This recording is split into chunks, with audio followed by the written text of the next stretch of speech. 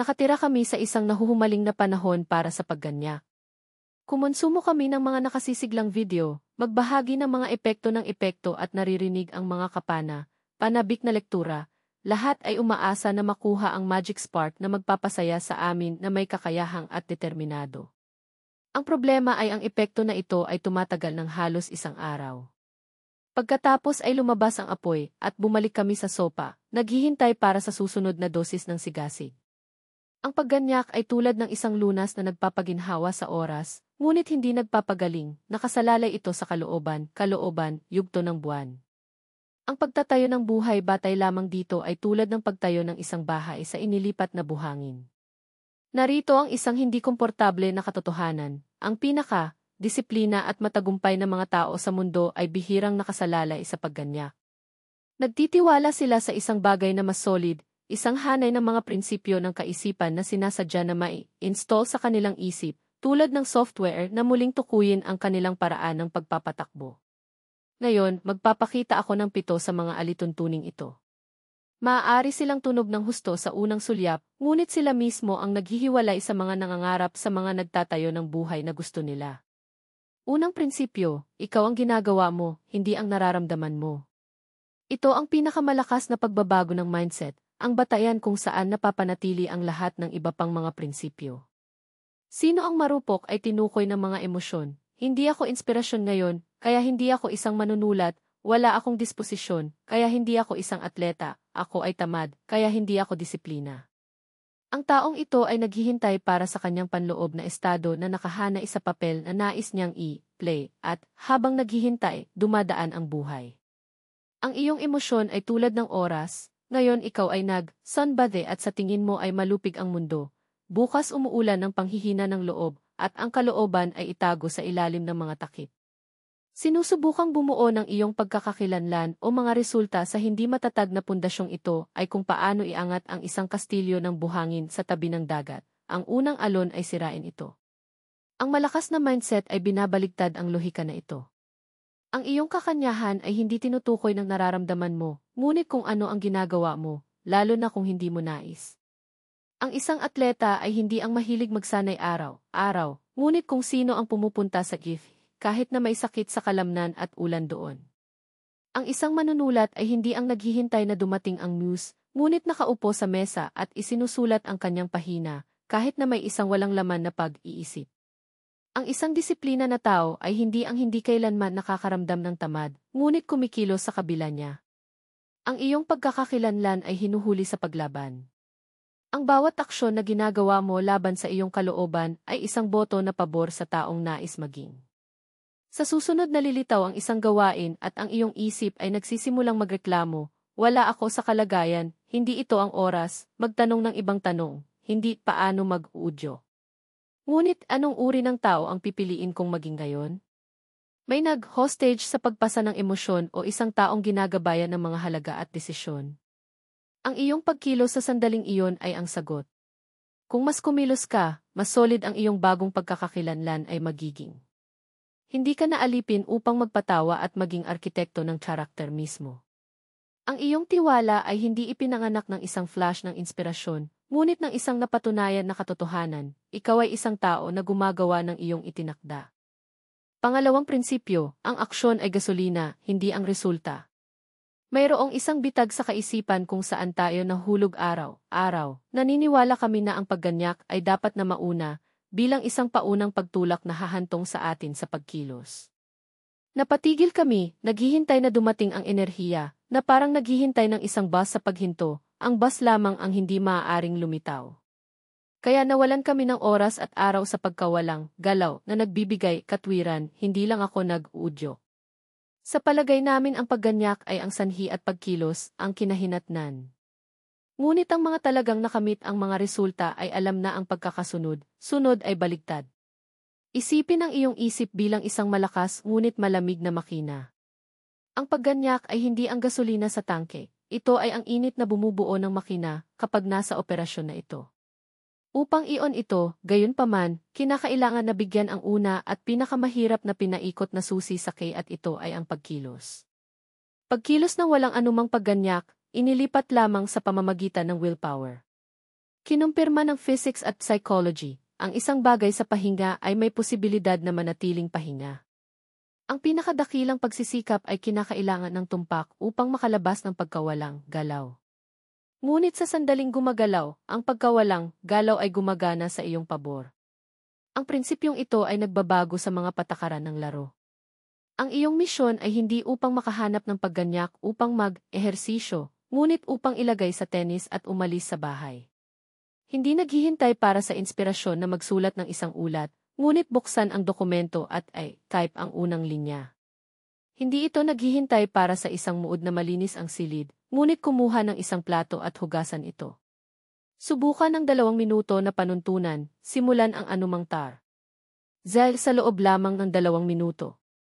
Ang bawat tao ay maaaring makatiis ng 2 minuto, ngunit ang mahika ay naroroon. Ang paunang maliit na hakbang na ito ay kung ano ang nag-ugnay sa makina. Ang minimum na tagumpay na ito ay nagpapadala ng isang senyas sa utak, maaari ko, ginagawa ko. Ang palatandaan na ito ay ang purong pagganyak na ipinanganak ng aksyon, hindi naghihintay. Ang prinsipyong ito ay nagbabago sa iyo mula sa isang passive consumer ng inspirasyon sa isang aktibong generator ng iyong sariling enerhiya. Huminto ka sa paghihintay para sa isang bagay o isang tao na magtulak sa iyo at kontrolin, iikot ang susi lamang. Pangatlong prinsipyo, ang disiplina ay kalayaan, hindi bilangguan. Sa ating kultura, ang salitang idisiplina ay nagdadala ng negatibong timbang. Inuugnay namin siya sa mga nakagawi ang militar, mga obligasyong boring, isang hawla na pumipigil sa atin mula sa kasiyahan sa buhay. Pinahahalagahan natin ang kalayaan na gawin ang naiintindihan natin kung naiintindihan natin. Ngunit tingnan natin ang kalayaan na ito. Sa katunayan, ito ay ang kalayaan na ibigay sa katamaran at laktawan ang pagsasanay. Ang paggugol ng oras na lumiligid na feed sa mga network sa halip na magtrabaho sa iyong proyekto. Upang kumain ng masamang pagkain para sa isang panandaliang salpo.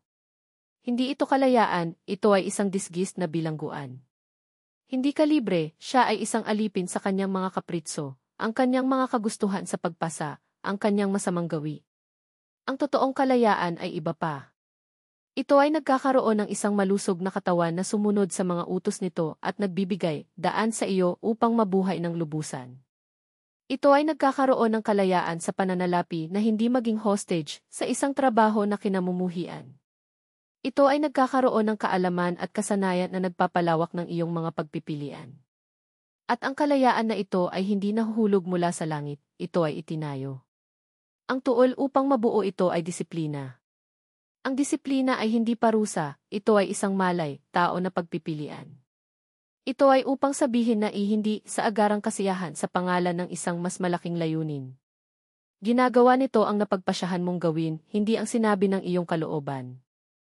Sa bawat oras na mag-ehersisyo ka sa kabila ng pagnanais na manatili sa sopa, bibili ka ng isang hinaharap na piraso ng kalusugan. Sa bawat oras na nagtatrabaho ka sa halip na manood ng isa pang yugto, namuhunan ka sa kalayaan sa pananalapi.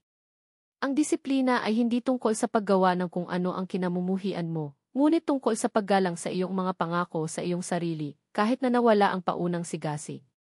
Ito ay ang tulay sa pagitan ng kung sino ka ngayon at kung sino ang nais mong bukas. Ang prinsipyong ito ay ganap na nagbabago ng pananaw nito. Ang gawain ay hindi na isang pasanin at nagiging isang ritual na nagpapalakas sa iyo. Ang pagsisikap ay hindi na isang sakripisyo at nagiging isang pamumuhunan. Hindi mo inalis ang iyong sarili, ito ay nagpapalaya sa iyong sarili. Ang mga mahigpit na istruktura na ipinataw mo sa iyong sarili ay hindi mga bar ng isang bilangguan, ngunit ang mga dingding ng isang kuta. Pinoprotektahan nila siya mula sa panlabas na kaguluhan at, mahalaga, mula sa kanilang sariling mga panloob na demonyo, pagpapaliban, pag-iingat sa sarili, ang tinig na bumubulong kapag ang mga bagay ay nahihirapan. Ang tunay na kalayaan ay hindi ang kawalan ng mga patakaran, ngunit ang kalayaan ng sarili, ng kahinaan nito, hindi gaanong disiplina na bersyon. Ito ay ang kalayaan na hindi maging hostage sa iyong mga mood o impulses. Pang-apat na panuntunan, mahal ko ang proseso, hindi ang pangako ng resulta. Ang pagganyak ay isang pain na ang ating utak ay nakabitin sa malayong hinaharap. Tinitingnan namin ang imahe ng nais na resulta, ang inukit na katawan, ang buong bank account, ang publish na libro, at magkaroon ng matamis na pantasya na ito upang mapalakas kami. Ngunit ang diskarte na ito ay may dalawang nakamamatay na mga depekto. Una, ang resulta ay palaging malayo habang ang mga paghihirap ay narito ngayon. Ang distansya sa pagitan ng kung nasaan ka at kung saan mo nais pumunta ay napakahusay na sa halip na mag-udyok, madalas na paralisado. Pangalawa, kahit na naabot mo ang layunin, nalaman mo na ang euforya ay tumatagal lamang sandali. Ito ang tinatawag nating error sa pagdating, ang paniniwala na ang pagkakaroon ng isang bagay ay magdadala ng pangmatagalang kaligayahan ay isang ilusyon. Matapos ang pagdiriwang, nakakaramdam ka ng walang laman na parang nagtapon ka ng isang bundok upang malaman lamang na wala sa tuktok. Ang panuntunang ito ay nagmumungkahi ng isang radikal na pagliko. Itigil ang pagtatrabaho para sa hinaharap na gantimpala at simulan ang paghahanap ng gantimpala sa mismong gawain. Hindi ito ang kaisipan ng isang sprinter na tumatakbo lamang sa pamamagitan ng linya ng pagdating, ngunit ng isang artisan master na nakakahanap ng kasiyahan hindi lamang sa handa na piraso, ngunit sa amoy ng saod na kahoy, ang tunog ng tuol, ang konsentrasyon na kinakailangan para sa bawat paggalaw. Hindi niya pinapayagan ang gawain sa pamamagitan ng resulta. Mahal niya ang nakagawiang. Ibahin ang anyo ng paulit-ulit sa ritual, ang pagsisikap sa sining. Kapag pinagtibay mo ang mindset na ito, ang iyong buhay ay nagbabago ng radikal. Tumitigil ka sa pagsukat ng iyong mga araw para lamang sa iyong nakamit at sukatin ang mga ito sa pamamagitan ng kalidad ng inilapat na pagsisikap.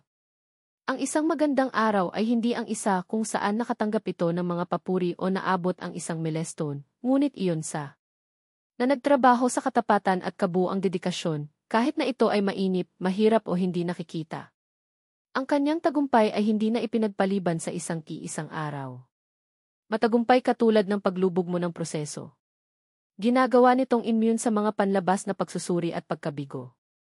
Kahit na mali ang isang proyekto, malalaman mo na nakuha nito ang kasiyahan at paglaki ng paglalakbay. Ang iyong gantimpala ay hindi isang taunang premyo, ngunit isang araw na pera na idineposito mo sa account ng iyong sariling pag-unlad. Ikalimang panuntunan, wala akong pagpipilian. Ito ang pinakawalang humpay at din ang pinaka-epektibong panuntunan para sa pambihirang mga resulta. Hindi ito nalalapat sa lahat ng mga gawain, ngunit sa mga o dalawa na tumutukoy sa kanilang hinaharap. Ang pagganyak ay laging nagtataguyod ng isang pagpipilian. Ako ba ay maisapat na pag-uudyok na gawin iyon? Ang tanong na ito ay nagbubukas ng pintuan para sa pag-aalinlangan, para sa panloob na negosasyon na may sariling katamaran. Ang iyong isip ay nagsisimula na gumawa ng mga dahilan, siguro bukas ay hindi gaanong pagod. Ngayon hindi sila ang pinakamahusay na mga kondisyon. Ang pag-uusap sa kaisipan na ito ay kumukonsumo ng iyong kalooban kahit na bago ka magsimula. Ang panuntunan na wala akong pagpipilian ay nag-aalis ng panloob na pag-uusap na ito. Minsan lang ang desisyon mo ang desisyon. Hindi ito subukan na huminto sa paninigarilyo, ikaw ay isang taong hindi smoker, endpoint. Hindi ka ay mag-ehersisyo upang matapos ang tesis tatapusin mo ito. Ang gawaing ito ay hindi na isang pagpipilian sa menu at nagiging otomatiko bilang paghinga, bilang hindi maikakaila bilang pag-aalaga ng isang bata. Nakukuha mo ang lahat ng mga kahalili sa labas ng mesa. Sinusunog ang mga tulay ng pag-alis. Kapag ang kanyang isip ay walang ibang paraan, ngunit kumikilos, tumitigil siya sa paggastos ng enerhiya sa pamamagitan ng paglaban at pagdidirekta sa lahat ng mga mapagkukunan upang malutas ang gawain. Mahirap ito sa mahina na bahagi ng iyong sarili, ngunit ganyan ang nangyayari sa pinakamalaking jump sa buhay. Ika-6 na panuntunan, alin man ako manalo o natututo ako. Walang pangatlong pagpipilian. Ito ang kanyang pangunahing antidote laban sa pinakadakilang pumatay ng pagganyak, ang takot sa pagkabigo. Karamihan sa mga tao ay nahaharap sa anumang hamon bilang isang laro ng dalawang mga resulta, tagumpay o pagkatalo, tagumpay o pagkabigo. At ang takot ng pagbagsak sa pagkabigo, nagulugod ay napakahusay na madalas itong nagpaparalisa ng pagkilos kahit na bago ito magsimula. Ang aming pagganyak ay marupok, umunlad sa mga tagumpay at wilted sa mga pagkalugi. Ang isang solong natitisod ay maaaring gumawa sa amin na ayaw na subukang muli para sa mga linggo. Ang panuntunang ito ay muling isulat ang mga patakaran ng laro. Ginulo mo ang salitang pinipilit ka ng panuntunang ito na maging isang mamumuhunan, hindi isang consumer. Nakikita mo ang kakulangan sa ginhawa, hindi bilang isang parusa na maiiwasan, ngunit bilang isang pera, pagbabayad para sa hinaharap na nais mo. Sa bawat oras na obligado na gumawa ng isang bagay na mahirap, gumagawa ito ng isang deposito.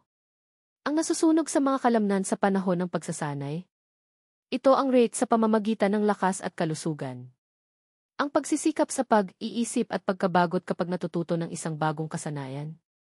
Ito ang gastos ng domain at profesional na pagtaas. Kakulangan sa ginhawa at takot sa panahon ng isang mahirap na pag-uusap.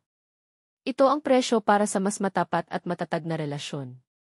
Kapag pinagtibay mo ang mindset na ito, nagbabago ang iyong pang-unawa sa pagsisikap. Nagsisimula itong makaramdam ng isang malalim na kasiyahan sa pamamagitan ng pagtagumpayan ng pagtutol. Pakiramdam ang mga fibers ng kalamnan na nasusunog at iniisip, ito ang aking lakas na lumalaki. Amoy. At ang pag-iisip ng paggiling sa harap ng isang komplikadong problema at naunawaan, nagtatayo ako ng mga bagong koneksyon sa neural. Ang kakulangan sa ginhawa ay hindi na isang kaaway at naging iyong coach, isang palatandaan na nasa tamang track ka. Sisingilin pa rin ng buhay ang iyong bayarin. Ang tanong ay, mas gusto mo bang magbayad sa maliit na araw na pag-install ng disiplina o sa isang natatanging at labis na invoice na tinatawag na panghihinayang sa pagtatapos ng paglalakbay? Itigil ang paghihintay para sa tamang kalagayan. Itigil ang paghihintay para sa perpektong sandali. Ang pagganyak ay isang malungkot at hindi maligayang kaalyado. Ang iyong system. Ang iyong mga system ay ang hukbo na lalaban sa iyo, anuman ang emosyonal na klima. Pumili ng isa sa 7 kaisipan na kailangan mo ngayon. Lumiko ito sa home screen ng iyong telepono, ulitin ito tuwing umaga tulad ng isang mantra. Install ang bagong software na ito sa iyong isip at obserbahan ang iyong buhay ay magsisimulang muli-muli ang iyong sarili, kasama o walang pagganyak.